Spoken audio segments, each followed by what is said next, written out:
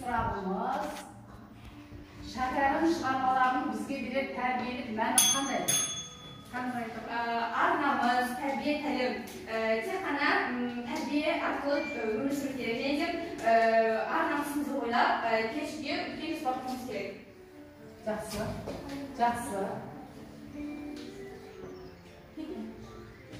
Ал келесі сұрағымыз.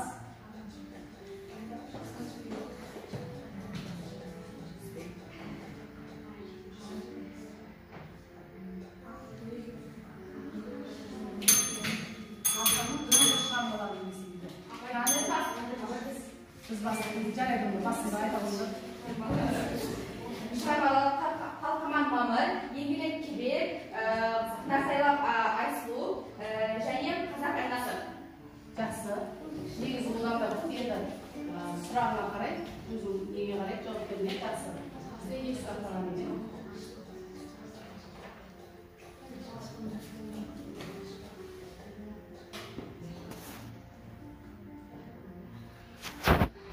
Келесі сұрағымыз. Шәкәрім адам бойындағы қандай қасиеттерді Рақымдар әл сұрақ қол шыққан көп. Шәкәрім адам бойындағы қандай қасиеттерді сынға алды? Ал енді жоқ беріңіз. Кәні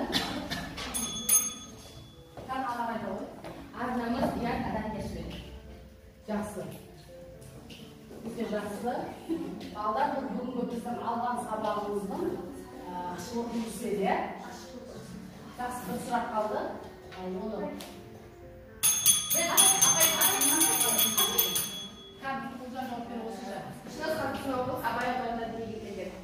жақсы, жарайды.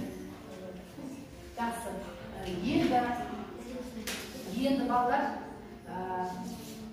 қазір мен кішкене қосымша ақпарат айтқым келіп отыр.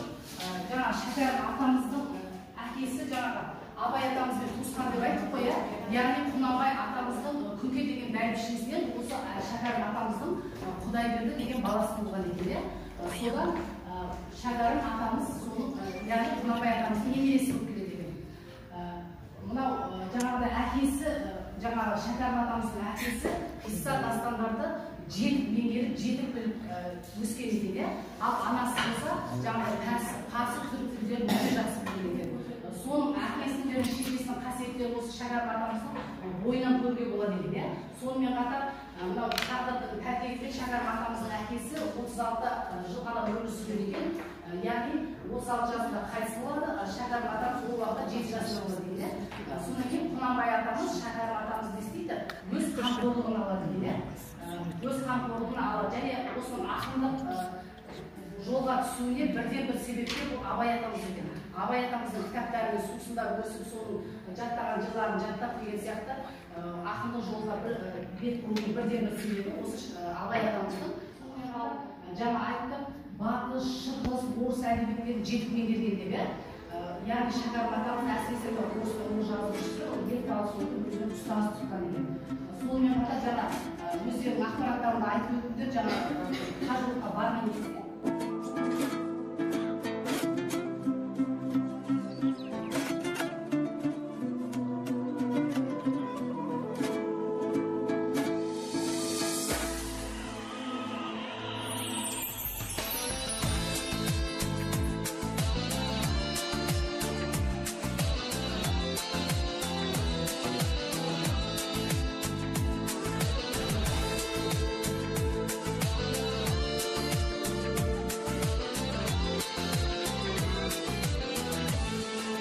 Жастарының жалыны бар, қартарының қадірі бар, жақсылыққа жаны құмар, жаса қазағым.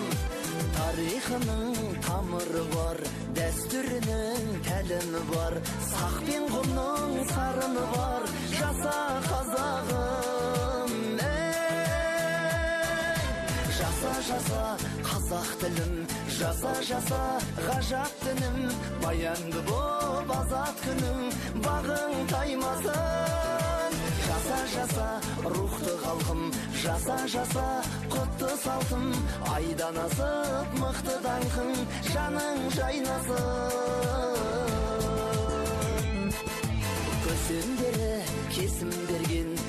Төмен тартып көшін керген, төрттілігі төсіндірген. Жаса қазағым, ту көтеріп тұлпар мінген, саят құрып сұңқар ділген, күйдегі бән шырқап жүрген. Жаса қазағым, жаса қазақ тілім, жаса ғажап дінім, баянды боп азат күнің, бағың таймасын.